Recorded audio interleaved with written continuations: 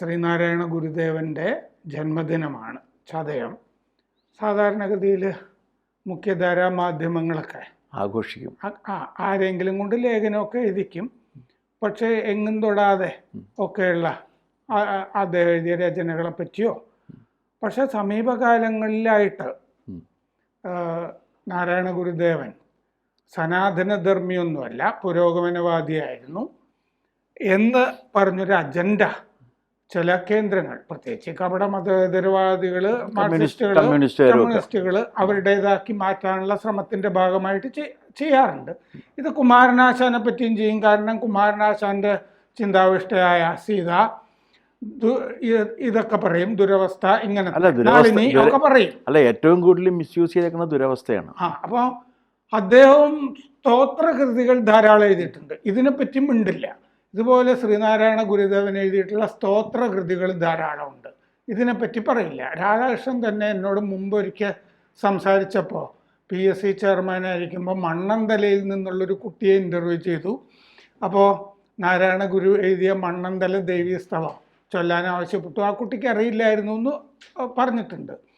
അദ്ദേഹം തന്നെ അല്ലേ സൗന്ദര്യലഹരി, ഇതിൻ്റെ വ്യാഖ്യാനം, ഇങ്ങനെ അദ്ദേഹം തന്നെ ഉപനിഷത്തുക്കൾ, ഗംഭീരമായ തർജ്ജമ ഇതൊക്കെ ചെയ്തിട്ടുള്ള ഒരാള്. അപ്പോൾ ഈ സനാതനധർമ്മി എന്നുള്ള അദ്ദേഹത്തിൻ്റെ ഒരു സ്ഥാനം, അത് തകർക്കുക, അട്ടിമറിക്കുക എന്നുള്ള ഈ കപട മതേതരവാദി മാർക്സിസ്റ്റ് ഇസ്ലാമിസ്റ്റ് അജണ്ട നടപ്പാവുമോ?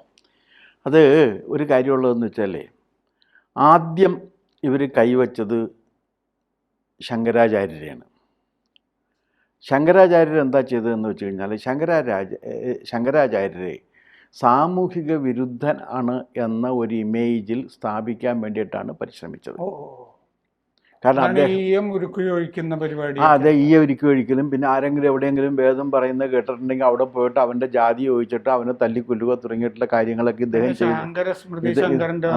ശാങ്കര സ്മൃതി ശങ്കരൻ്റെതാണെന്ന് വരുത്തുക, ഇതൊക്കെ ഇദ്ദേഹത്തിൻ്റെതാണ് എന്ന് പറഞ്ഞുകൊണ്ടുള്ള വ്യാപകമായ ഒരു പ്രചാരണം ഉണ്ടായിരുന്നു. ആ പ്രചാരണം കുറേയൊക്കെ ഫലിക്കുകയും ചെയ്തു. ഫലിച്ചില്ല എന്ന് നമുക്ക് പറയാൻ പറ്റില്ല. കാരണം ശങ്കരാചാര്യർക്ക് കേരളത്തിൽ ആദ്യമായി നമുക്ക് ജാതിഭേദ വിചാരമില്ല എന്ന് പ്രഖ്യാപിച്ച അദ്വൈതിയാണ് ശങ്കരാചാര്യർ. ന മൃത്യുർ ന ശങ്ക ന മേ ജാതിഭേദ, ആർക്കും മനസ്സിലാകുന്ന ലളിതമായ സംസ്കൃതത്തിൽ. ശങ്കരാചാര്യർക്ക് അങ്ങനെ ഒരു അസാമാന്യമായ കഴിവുണ്ടായിരുന്നു.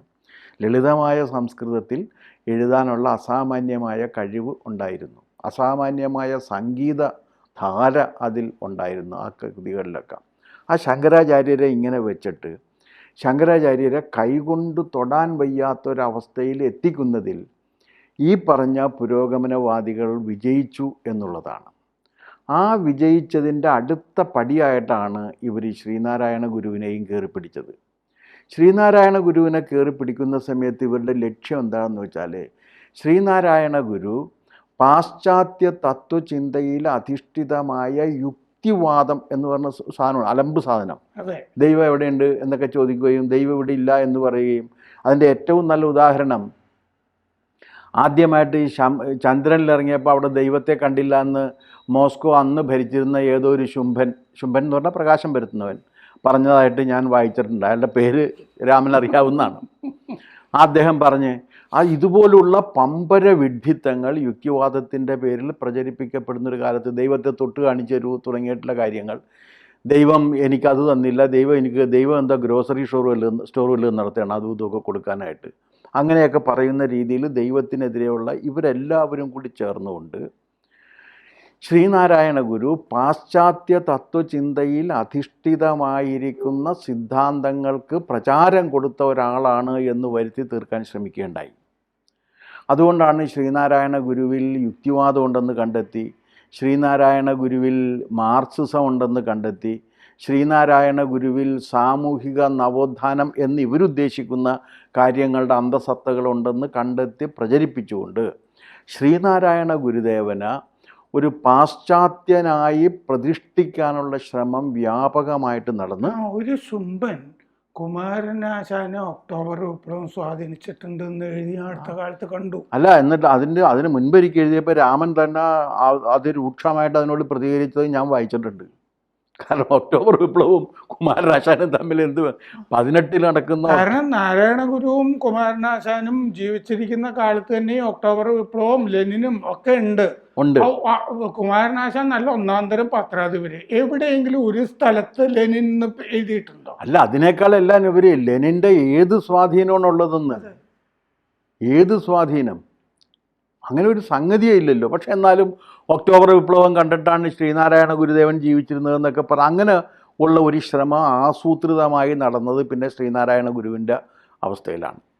ഞാൻ ഇതിൻ്റെ പിന്നിൽ കാണുന്ന ഒരു വലിയ ഒരു പദ്ധതിയുണ്ട്. ഇതിൻ്റെ there is A method in that madness എന്ന് പറയാതിരിക്കാൻ നിർവാഹമില്ല. കാരണം എന്താണെന്ന് വെച്ചാൽ ഇനി വേറെ ഇപ്പോഴത്തെ ഏറ്റവും വലിയ ഇതെന്താണ്, തുഞ്ചത്ത് രാമാനുജൻ എഴുത്തച്ഛനെ കുറിച്ചുള്ള എഴുത്തച്ഛൻ്റെ ഒരു കൃതിയെക്കുറിച്ചും ചർച്ച ചെയ്യാതെ എഴുത്തച്ഛൻ എന്ന് പറഞ്ഞുകൊണ്ടിരിക്കും. എവിടെ? തുഞ്ചൻ പറമ്പിലും അപ്പുറത്തെ പറമ്പിലും എഴുത്തച്ഛനെ കുറിച്ചും ഇതുപോലെ തന്നെയുള്ള പ്രചാരവേലകളാണ് നടത്തിക്കൊണ്ടിരിക്കുന്നത്. ഈ 3 പേർക്കും ഉള്ളൊരു സമാനത എന്താണെന്ന് വെച്ചാൽ ഇവർ 3 പേരും നമുക്ക് ജാതിയില്ല എന്ന് പ്രഖ്യാപിച്ചവരാണ്. ശങ്കരാചാര്യർക്ക് ശേഷം ജാതി നാമാദികൾക്കല്ല ഗുണഗണ ഭേദം എന്ന് പറഞ്ഞ് എഴുതിയ ആൾ തുഞ്ചത്ത് രാമാനുജൻ എഴുത്തച്ഛനാണ്. പക്ഷെ ആ എഴുത്തച്ഛന് ബ്രാഹ്മണ ഭക്തി എന്ന് പറഞ്ഞുകൊണ്ടാണ് ആക്ഷേപിക്കുന്നത്. കണ്ടിട്ടില്ലേ?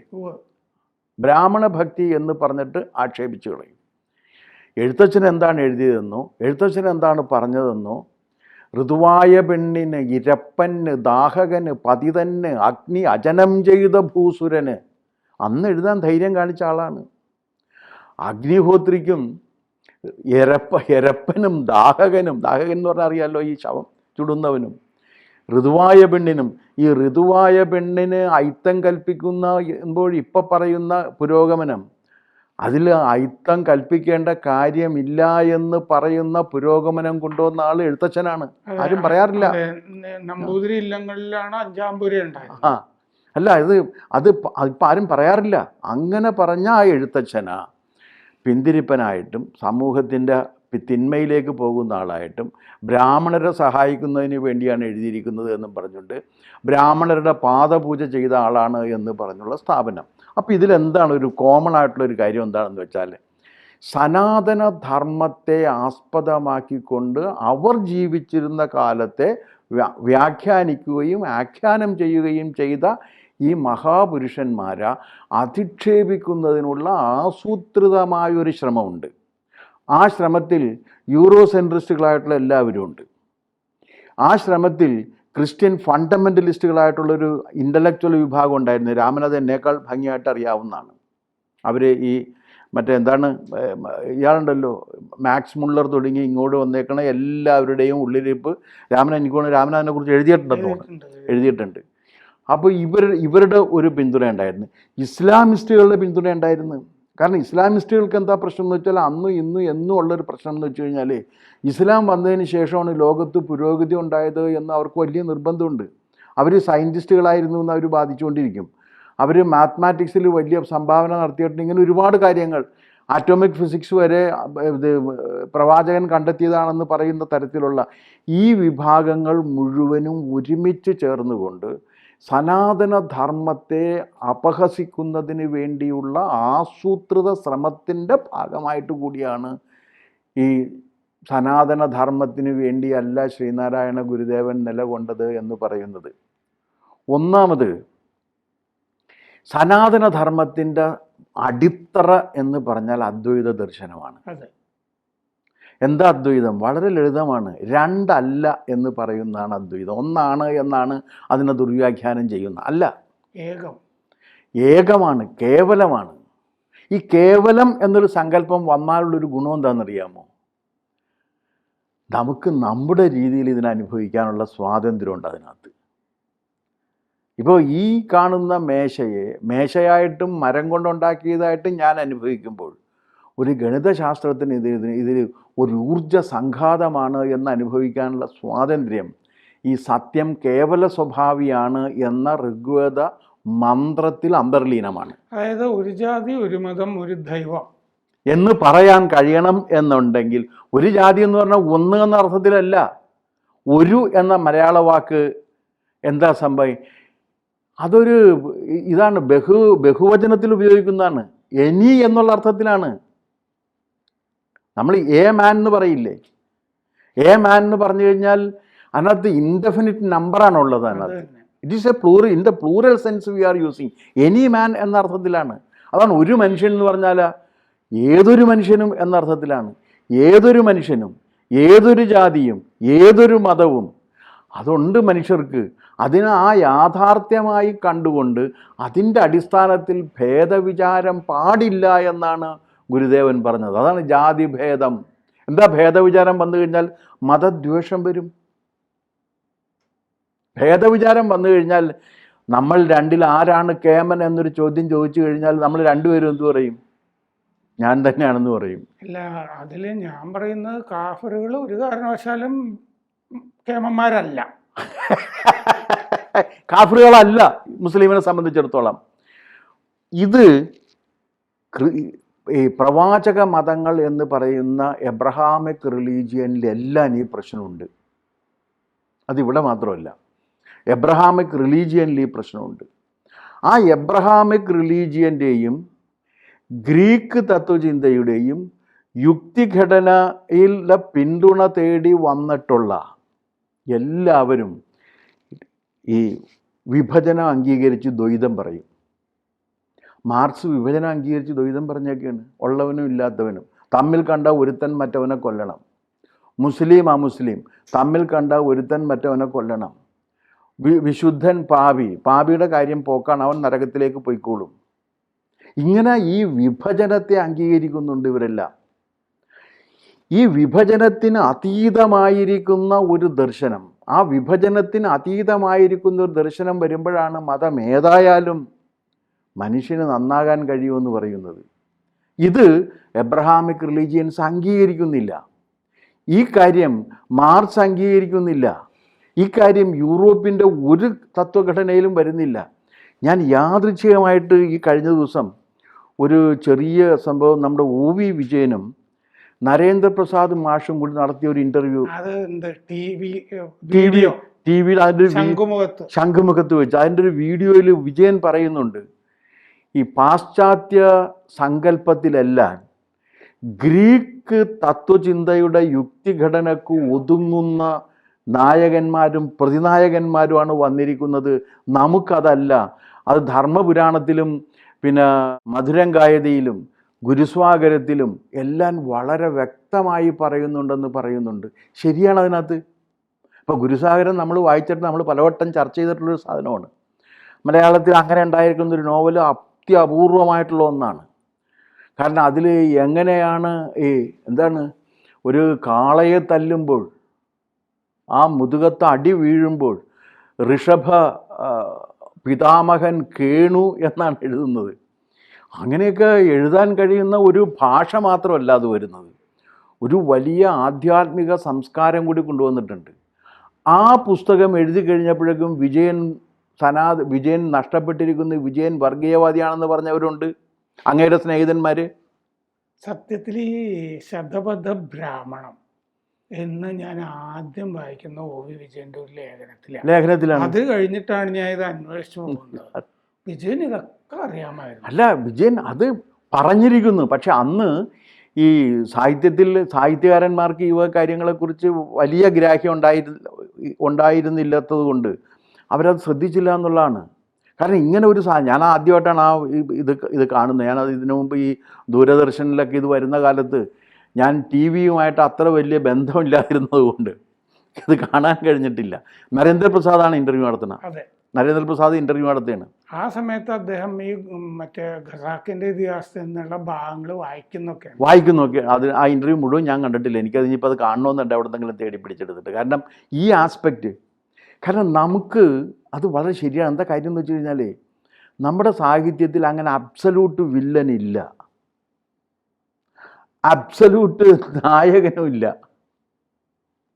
രാമനെ നമ്മൾ എല്ലാ മഹത്വം പറയുമ്പോഴും രാമന് എന്തോരം കുറവുകളെ കുറിച്ച് കൂടി നമ്മൾ പറയാവുന്നുണ്ട്.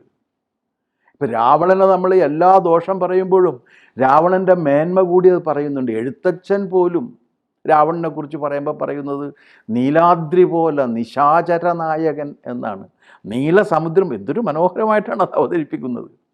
ശ്രീനാരായണ ഗുരുദേവൻ ഈ സാരാംശം, അദ്വൈതത്തിൻ്റെ സാരാംശം ഉൾക്കൊണ്ടെന്നുകൊണ്ട് ആണ് അദ്ദേഹത്തിന് അദ്വൈത ദീപിക എന്ന് പറയുന്ന ഒരു കൃതി എഴുതാൻ കഴിഞ്ഞത്. നമ്മൾ തമ്മിലുള്ളൊരു സ്വകാര്യ സംഭാഷണത്തിൽ ഞാനത് സൂചിപ്പിച്ചിട്ടുണ്ട്. കാരണം ഈ അദ്വൈത ദീപികയിലെ വിയോഗിനി വൃത്തം വായിച്ചു കഴിഞ്ഞപ്പോഴാണ് കുമാരനാശാന് റിയലി ഇൻഫീരിയോറിറ്റി തോന്നിട്ടുണ്ടാകുക. കാരണം വിയോഗിനി ഗംഭീരമായിട്ട് ഉപയോഗിച്ചിട്ടുള്ളൊരു കവിയാണ് കുമാരനാശാൻ ചിന്താവിഷ്ടയായ സീതയിൽ. എന്തൊരു മനോഹരമായിട്ടാണ് വിയോഗിനി വൃത്തത്തിന് കൈവരിക്കാവുന്ന ആർദ്രതയുടെ സമഗ്ര ഭാവ വൈവിധ്യങ്ങളും ഉപയോഗിച്ചിട്ടുണ്ട് കുമാരു. പക്ഷെ ഒരു കാര്യമുണ്ട്, വിയോഗിനിയുടെ ആധ്യാത്മികമായ ഗരിമ അറിയണം എന്നുണ്ടെങ്കിൽ അദ്വൈത ദീപിക തന്നെ വായിക്കേണ്ടി വരും. അപ്പം അത്ര ഗംഭീരമായ കൃതികളിലൂടെ അദ്വൈത വേദാന്ത ദർശനം പറഞ്ഞിട്ടുള്ള ഈ ഗംഭീരമായ രീതിയിൽ ഈശാവാസ്യ ഉപനിഷത്ത് എന്ന് പറയുന്ന ഈശാവാസ്യ ഉപനിഷത്തിന് വേറൊരു പ്രശംസ കൂടിയുണ്ട്. അതെന്താണെന്നറിയാമോ? ഈ ഇന്ത്യ മഹാരാജ്യത്തിൽ ഉണ്ടായിട്ടുള്ള മുഴുവൻ വേദവും എല്ലാം കടലെടുത്ത് പോയി കഴിഞ്ഞാലും ഈശാവാസ്യ ഉപനിഷത്തിലെ ആദ്യ മന്ത്രത്തിൻ്റെ ഒരംശം നിലനിന്ന് കഴിഞ്ഞാൽ തക്തേന ഭുഞ്ചിത നിന്നു കഴിഞ്ഞാൽ ഈ സംസ്കാരത്തെ മുഴുവൻ വീണ്ടെടുക്കാൻ കഴിയും എന്ന് ഗാന്ധി പറഞ്ഞിട്ടുള്ള ആ ഉപനിഷത്തിന് ഗംഭീരമായി മലയാള പരിഭാഷ കൊടുത്തിട്ടുള്ള ഒരു പണ്ഡിതൻ കൂടിയാണ് അദ്ദേഹം ഋഷി, അപാരനായ കവി. എന്തു ചെയ്യും? കവിതയിൽ നമുക്ക് ശ്രീനാരായണ ഗുരുവിനെ താരതമ്യം ചെയ്യണമെങ്കിൽ താരതമ്യം ചെയ്യേണ്ടത് ശങ്കരാചാര്യരുമായിട്ടാണ്. ഗരിമ അതാണ്, ആ ലെവൽ അതാണ്. ഒരു ലെവൽ പ്ലേയിങ് ഗ്രൗണ്ട് ഉണ്ടല്ലോ, അത് അവിടെയാണ് നിൽക്കുന്നത്.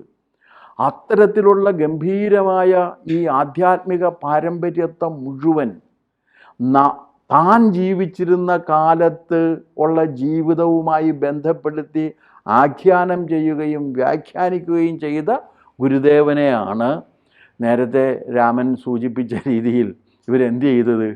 ബുദ്ധിജീവിയായിട്ട് അവതരിപ്പിക്കുന്നത്. അത് ഗുരുദേവനോട് മാത്രമല്ല ഒരു മഹാസംസ്കാരത്തോടും ചെയ്യുന്ന ദ്രോഹമാണ് എന്ന് മാത്രമേ എനിക്ക് ഈ സന്ദർഭത്തിൽ പറയാനുള്ളൂ. കൂടുതൽ വാർത്തകളും വിശേഷങ്ങളും നിങ്ങളിലേക്ക് എത്താൻ ABC മലയാളം സബ്സ്ക്രൈബ് ചെയ്യുക, ബെൽ ബട്ടണും അമർത്തുക.